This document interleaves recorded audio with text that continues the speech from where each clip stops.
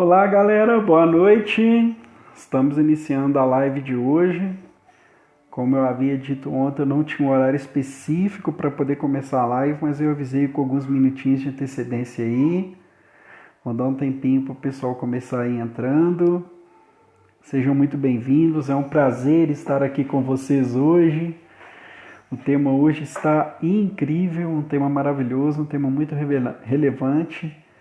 E com certeza vai fazer muito sentido para você, ok? Vamos lá, esperar o pessoal entrar.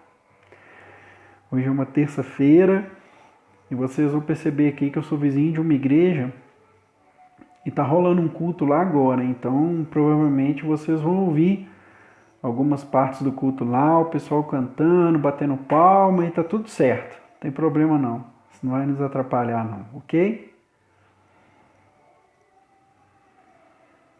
Vamos lá. O tema da live hoje é: você está proibido de parar. Por que eu escolhi esse tema? Porque eu comecei a perceber o seguinte: essa geração do tudo é para ontem, a geração fast food, a geração onde você quer tudo na hora, você quer tudo do seu jeito, você quer tudo na sua mão. E o que eu tenho percebido? Quando você quer as coisas na sua hora, no seu momento, do seu jeito, com as suas regras, você acaba perdendo a resiliência. Você acaba deixando de lutar. Se você começa a achar que alguma coisa hoje em dia é fácil, você prefere trocar do que lutar por aquilo. E eu percebo que na geração dos meus pais, na geração dos meus avós, tudo era muito diferente. Tudo era muito diferente. As pessoas não tinham mais paciência. E hoje em dia tem sido tudo muito rápido. Isso acaba tirando a nossa resiliência. Um exemplo simples, olha que interessante. Antigamente, quando meus avós, quando os meus pais queriam se comunicar com algum amigo, com alguma pessoa, tinha que mandar um correio, uma carta, ir lá na agência do correio, carimbar a carta, colocar o selo, postar, esperar semanas aquela carta chegar. Depois inventaram o telégrafo, que também demorava um tempinho para chegar. E você ficava naquela expectativa, esperando às vezes 1 mês, 2 meses uma carta chegar para você com aquela resposta. Pessoas namoravam desse jeito, pais que moravam longe da família também se comunicavam desse jeito, primos, parentes que moravam em outras cidades também se comunicavam desse jeito. As pessoas eram mais pacientes, elas sabiam o tempo certo das coisas. E como que funciona hoje em dia? Você entra no seu WhatsApp e manda um oi para alguma pessoa. Se a pessoa visualizou aparecer aqueles 2 vezinhos azuis e a pessoa não responder, aí você já se queima. Você já não quer mais conversar, já acha que a pessoa desfez de você, já não quer mais conversar, já não quer mais bater papo e queima na hora. Então a gente acaba perdendo um pouquinho a nossa resiliência, ok? E isso não é muito interessante acontecer não.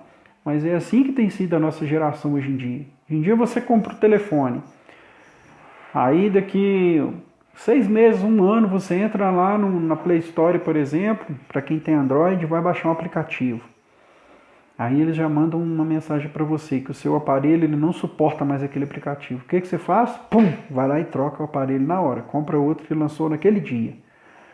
Antigamente não. Para quem tinha telefone de linha, que eram pessoas ricas naquela época, pessoas que tinham mais posse, que tinham telefones de linha, se o telefone, se aquele aparelho ali ele quebrasse, ei Guincho, bem-vindo cara, beleza, que bom ter você aí com a gente. E acontecia daquele aparelho de telefone quebrar, a pessoa mandava para o conserto, esperava 1 semana consertar ao invés de substituir o aparelho. Hoje em dia não, você já vai lá, corre lá, compra outro e está tudo certo. Não tem paciência para esperar mais. E acaba que essa geração ela está perdendo a força, ela está perdendo a resiliência. A resiliência, na verdade, ela não tem muito a ver com força. A resiliência ela tem a ver com o quanto você aguenta apanhar e continuar no ringue, continuar na luta, ok?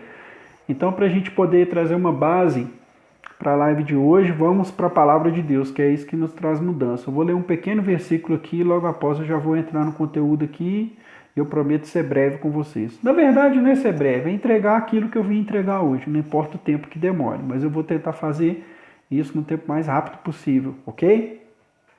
O livro de Êxodo, capítulo 3, versículo 10. Olha que interessante.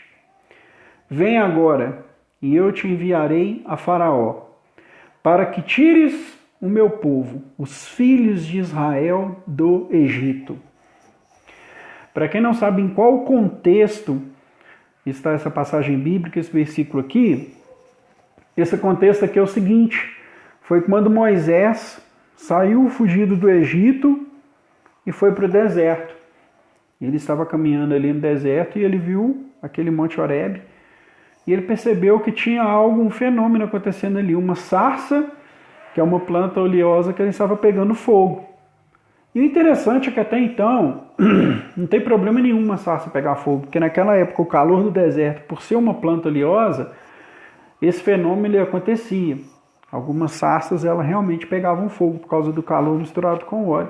Mas o fenômeno ali que chamou a atenção de Moisés é que ela não era consumida. Então imagina uma árvore pegando fogo, mas ela não acaba, as folhas não caem, ela não vira cinzas, ela continua pegando fogo e continua viva. Então isso chamou a atenção dele. E ele foi até lá, trocou ideia com Deus, conversou com Deus e Deus deu a ele esse chamado. Falou, vem agora, vem agora. Olha que interessante essa palavra. Não é daqui um ano, não é daqui um mês, não é daqui uma semana, não é quando você achar que está pronto, não é quando você achar que deve ir, não é quando você acabar de ler um livro, não é quando você acabar de fazer um curso. Não, vem agora, do jeito que você está. E eu te enviarei para que você vá na terra do Egito e liberte o meu povo, o povo de Israel. E eu acho isso muito interessante, cabe muito no nosso tema, porque, sendo esse tema aí você está proibido de parar, eu acho que nada nem ninguém melhor para falar sobre resiliência do que Moisés. Porque Moisés tem algumas características muito interessantes que ele poderia usar como desculpa para simplesmente parar, falar, Deus, eu não vou. Na verdade, ele até tentou fazer isso, mas ele não conseguiu persuadir Deus. E algumas características de Moisés, por exemplo, Moisés foi um cara abandonado. Imagina um bebê, um neném de colo, você pegar ele, pegar uma cesta de pão daquela época, busuntar ela de betume e largar no rio. Sei lá se tinha um peixe, alguma coisa que poderia virar aquela cesta, que poderia engolir ele vivo, poderia acontecer algum acidente com ele, a cesta virar, ele morrer afogado. Então ele foi abandonado ali naquele rio. E quantas pessoas acham que não pode cumprir o seu propósito na vida, não pode continuar lutando porque foram abandonadas. Às vezes abandonadas em um relacionamento, abandonadas pelo pai, abandonadas pela mãe, abandonadas por alguém que amava e se sente incapaz. Outra característica de Moisés. Moisés ele foi adotado. Então às vezes eu estou falando aqui com homens, com mulheres que foram adotadas e fico pensando assim, poxa, meu pai e minha mãe me rejeitou, então quer dizer que eu não presto, então quer dizer que eu não posso ir, eu vou parar. Outra característica de Moisés, ele era um brigão. Na hora que ele viu um egípcio, um soldado egípcio ali maltratando o povo dele ali, batendo em algumas pessoas ali do povo dele, do povo de Israel, ele entrou no meio e foi brigar. E aí ele pegou mais uma característica no meio dessa briga, que foi o quê? Assassino.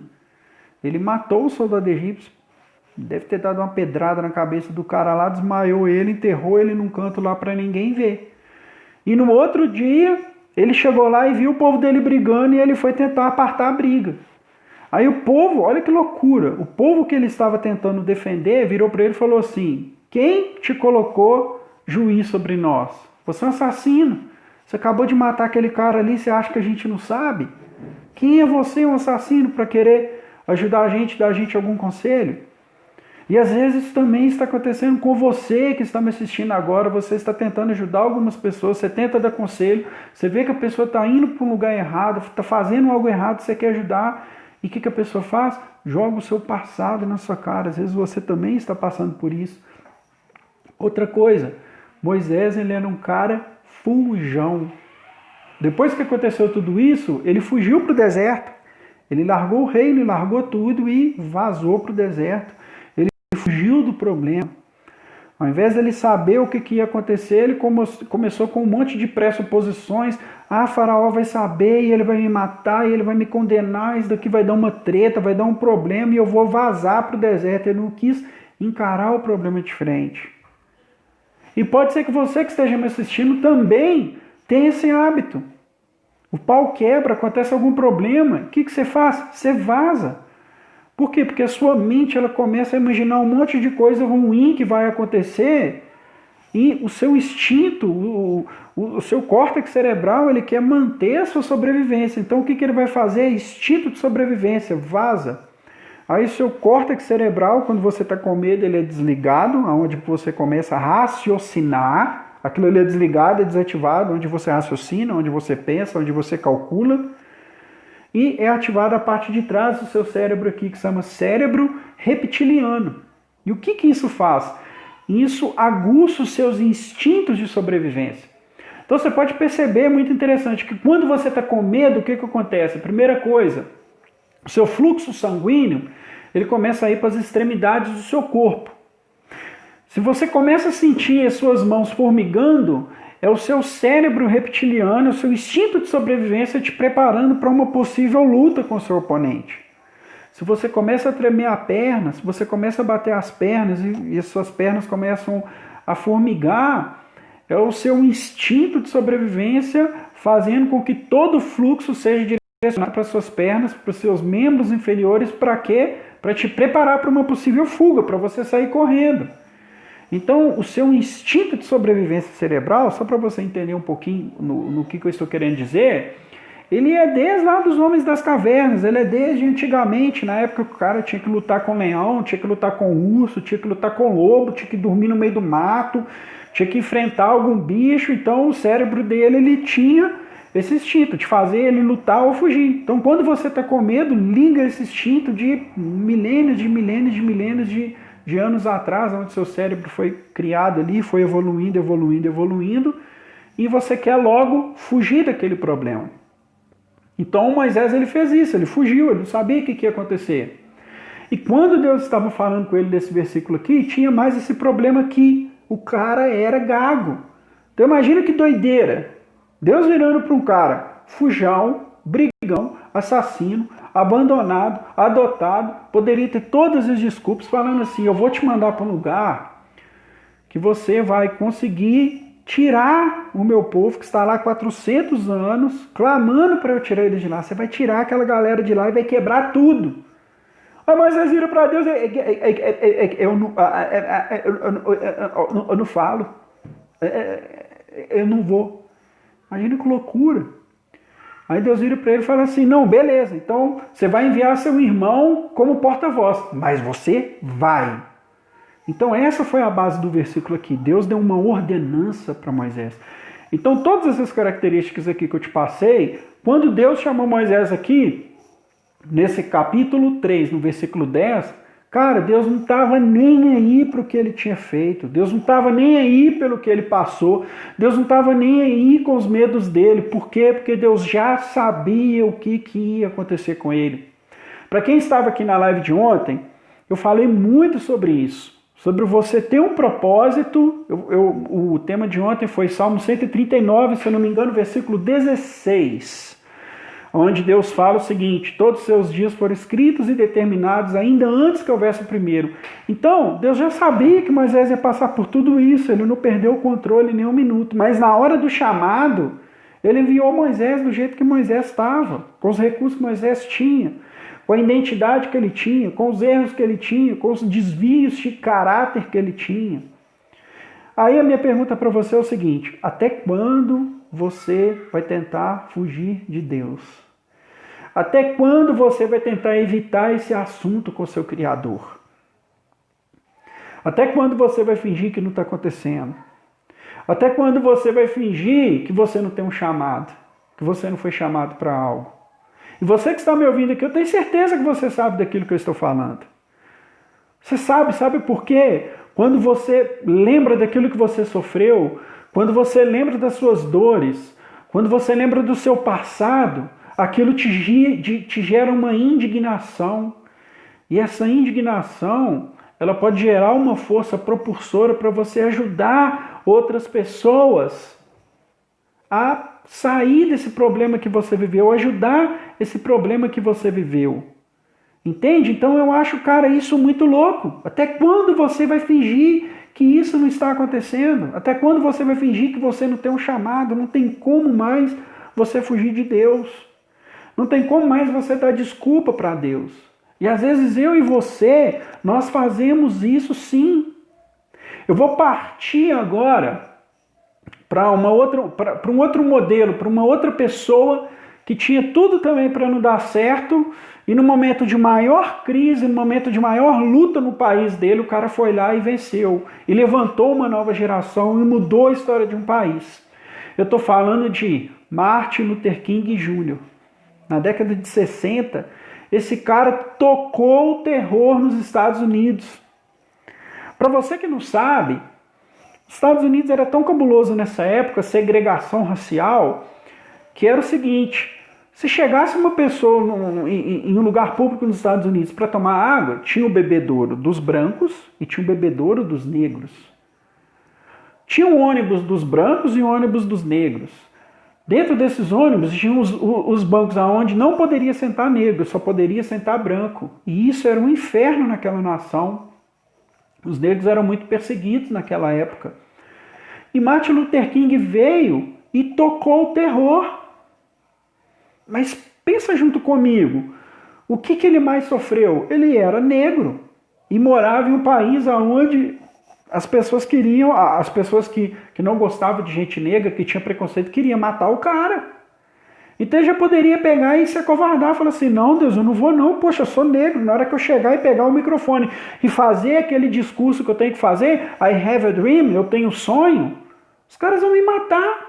Ele não se importou com isso. Ele também poderia dar uma desculpa: eu sou negro. Aí olha que loucura.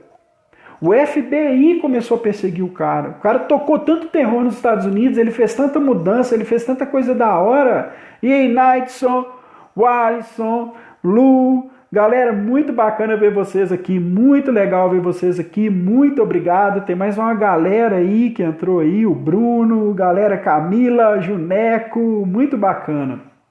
E olha o que aconteceu. O FBI começou a falar assim: a gente tem que pegar uma brecha para destruir esse cara, porque senão ele vai acabar com os nossos ideais, ele vai mudar a nação, a gente não quer que isso aconteça. E eles começaram a pesquisar sobre ele, pesquisar, e pesquisar. E eles não achavam uma brecha para entrar na vida dele. Aí eles descobriram uma coisa.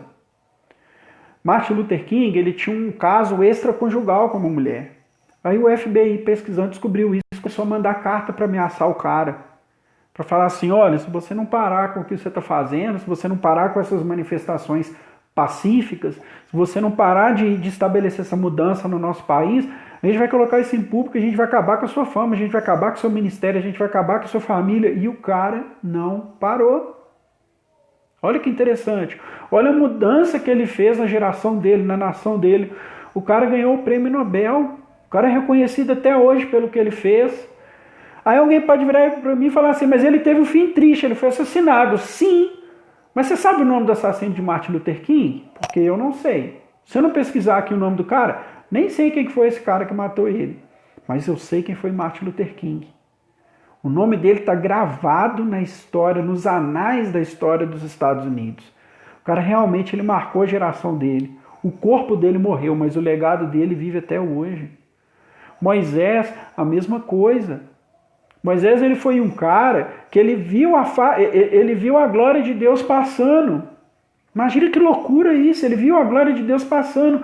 Aí tem gente que pode virar para mim e questionar e falar assim: Rodrigo, mas ele não foi bem sucedido porque ele não entrou na terra prometida. Ele não entrou, ele morreu antes. Mas quem te disse que o chamado dele era entrar na terra? Eu acabei de ler aqui. Vem, agora eu te enviarei para libertar o meu povo e conduzi-lo. Deus não falou em nenhum momento que ele ia entrar. Ele foi bem sucedido naquilo que ele fez. Ninguém conseguiu achar o corpo do cara. Eu imagino que Deus tomou o corpo dele. Mas eu não vou entrar muito na teologia aqui não. É para você entender que os caras tinham problema, tinham desculpa e eles não pararam. E eu vou pegar o terceiro e último exemplo. Vou tentar pronunciar o nome dele, que é um nome um pouquinho complicado, tá? Deixa eu abrir aqui. Nick Vujicic. Esse cara, ele é um cara que ele nasceu sem os membros. Ele nasceu sem os braços e sem as pernas. O corpo dele é da cintura para cima e a cabeça. Ele não tem os braços, ele não tem as pernas. Esse cara sofreu de depressão, ele sofreu preconceito. Teve uma vez que ele tentou suicídio, ele tentou se suicidar em uma banheira se afogando. Como não tem braço e pernas, não teria como ele sair de lá. Ele pulou lá e tentou suicídio. E sabe o que esse cara fez? Ele se tornou um dos palestrantes mais célebres da nossa geração. Ele motiva pessoas. Ele pegou o limão que a vida deu para ele e fez uma limonada e colocou açúcar e colocou um energético e colocou gelo e colocou não sei lá mais o que você quer colocar, e ele fez uma limonada top, bebeu e tirou onda. E o cara ficou rico, o cara ficou famoso, o cara muda a vida de pessoas. Pessoas que têm depressão entram na palestra do cara e falam assim, poxa, qual que é o problema que eu tinha mesmo? Qual que é a desculpa que eu tinha mesmo? Eu nem lembro. Por quê? Porque ele não parou.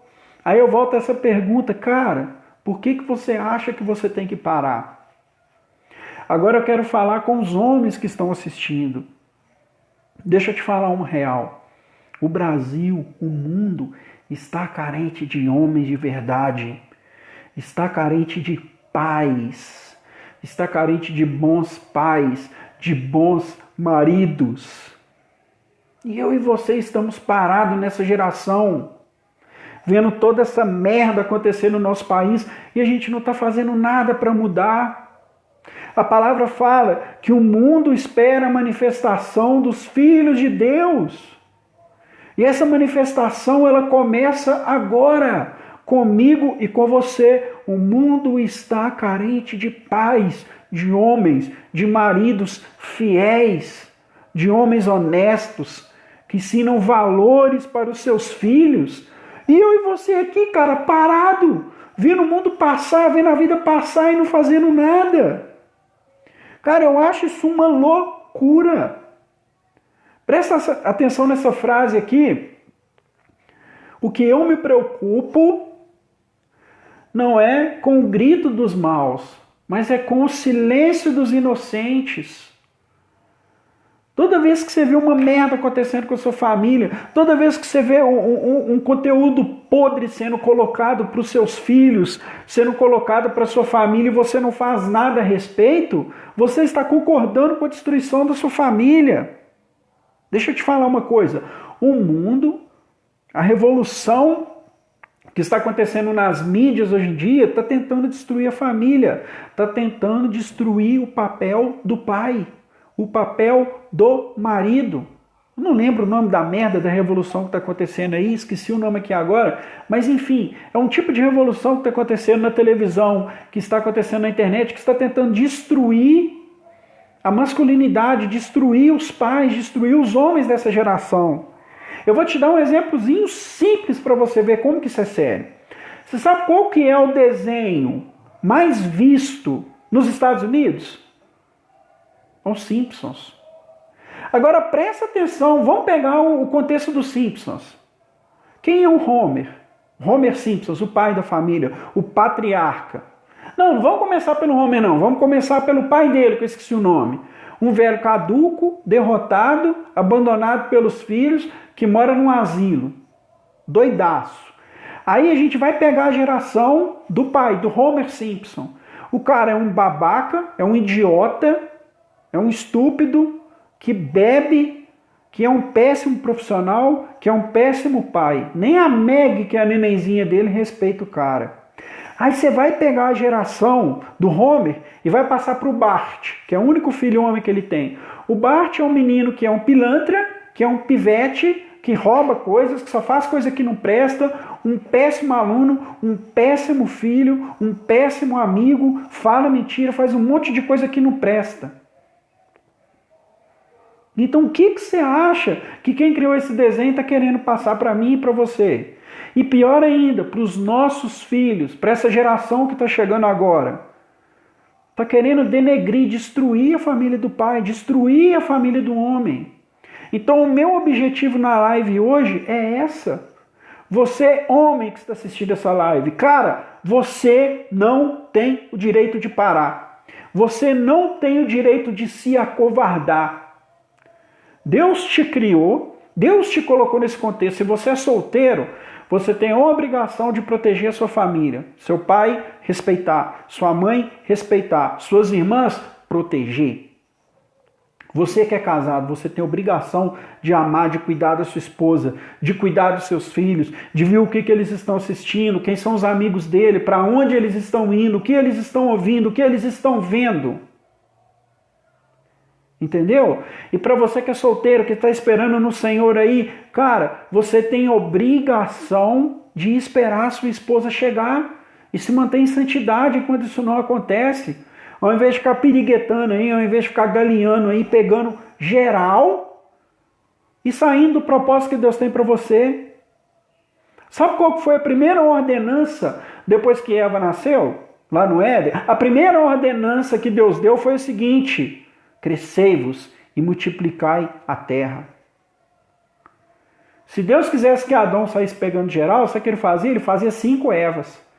E Adão ia sair pegando geral, mas ele fez uma. Por quê? Porque era aquela esposa ali que Adão ia tomar para ele, que ia ser carne da carne dele, e eles iam iam viver o propósito de Deus, que é multiplicar a terra. Então a família tem propósito. Cara, se eu te pegasse uma cápsula do tempo, te chuchasse lá dentro e te mandasse há 150 anos atrás, e você falasse a palavra divórcio na frente do seu bisavô, ele ia te plantar um tapa na cara. Só para você ter uma ideia. Sabe por quê?